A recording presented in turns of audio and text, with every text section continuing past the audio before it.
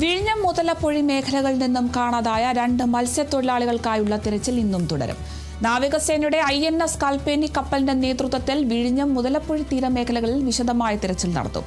വിഴിഞ്ഞത്തു നിന്നും കാണാതായ ജോൺ, മുതലപ്പൊഴിയിൽ നിന്നും കാണാതായ ഷിജിൻ എന്നിവർക്കായുള്ള തിരച്ചിൽ 11ാം ദിവസമാണ്. പ്രതികൂല കാലാവസ്ഥയും കടൽക്ഷോഭവും ഉൾപ്പെടെയുള്ള സാഹചര്യങ്ങൾ പരിഗണിച്ചായിരിക്കും ഇന്നത്തെ തിരച്ചിൽ പ്രവർത്തനങ്ങൾ.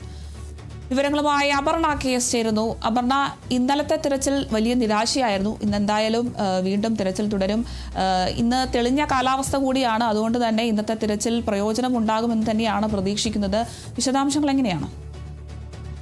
അരുണിമ, വിഴിഞ്ഞം മുതലപ്പൊഴി ഭാഗങ്ങളിൽ നിന്ന് കാണാതായ മത്സ്യത്തൊഴിലാളികൾക്കായുള്ള തിരച്ചിൽ ഇന്ന് 11ാം ദിവസവും തുടരുകയാണ്. ഇന്നലെ നാവികസേനയുടെയും കോസ്റ്റ് ഗാർഡിന്റെയും നേതൃത്വത്തിൽ നടത്തിയ തിരച്ചിലിൽ ഇരുവരെയും കണ്ടെത്താനായിട്ട് കഴിഞ്ഞിട്ടില്ല. INS കൽപ്പേനി കപ്പലും നാവികസേനയുടെ സ്കൂബ സംഘവും കോസ്റ്റൽ ഗാർഡിന്റെ ഹെലികോപ്റ്റർ എന്നിവ ആണ് ഇന്ന് തിരച്ചിൽ നടത്തുക.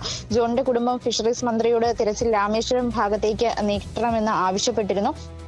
ആവശ്യം പരിഗണിച്ച് ഇന്ന് ആ ഭാഗങ്ങളിൽ കൂടി തിരച്ചിൽ നടക്കുന്നതായിരിക്കും. എന്തായാലും കാലാവസ്ഥ ഇപ്പോൾ അനുകൂലമായി തന്നെ നിൽക്കുകയാണ്. ഈ സാഹചര്യത്തിൽ ഇരുവരെയും കണ്ടെത്താനാകുമെന്ന പ്രതീക്ഷയിലാണ് എല്ലാവരും ഉള്ളത്. ഇതുവരെ നടക്കുന്ന തിരച്ചിലിൽ തൃപ്തരാണ് എന്ന് ഇന്നലെ ജോണിന്റെ കുടുംബം അടക്കം വ്യക്തമാക്കിയിരുന്നു. എന്തായാലും വളരെ വലിയ പ്രതിഷേധങ്ങൾക്കൊടുവിലാണ് ഇത്തരത്തിൽ കാര്യക്ഷമമായ ഒരു തിരച്ചിൽ ഇരുവർക്കുമായി നടന്നുകൊണ്ടിരിക്കുന്നത്. എന്തായാലും ഇന്ന് നടക്കുന്ന തിരച്ചിലിൽ ഇവരെ കണ്ടെത്താനാകുമെന്ന പ്രതീക്ഷയിലാണ് എല്ലാവരും ഉള്ളത്.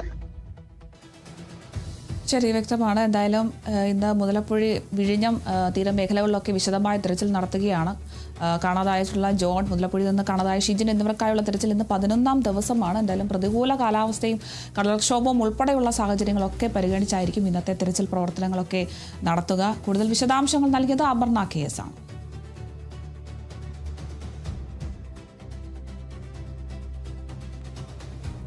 കൊല്ലം നീണ്ടകരയിൽ വള്ളം മറിഞ്ഞ് കാണാതായ മത്സ്യത്തൊഴിലാളി ഗൗതമിനായി തിരച്ചിൽ ഇന്നും തുടരും.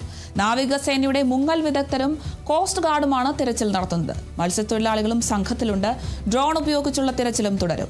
ഇന്നലെ ഗൗതം സഞ്ചരിച്ച വള്ളം അപകടത്തിൽപ്പെട്ട സ്ഥലം കേന്ദ്രീകരിച്ച് മുങ്ങൽ വിദഗ്ധർ പരിശോധന നടത്തിയെങ്കിലും കണ്ടെത്താനായില്ല. വള്ളം മറിഞ്ഞ് ഗൗതമിനെ കാണാതായിട്ട് ഇത് 11ാം ദിവസമാണ്.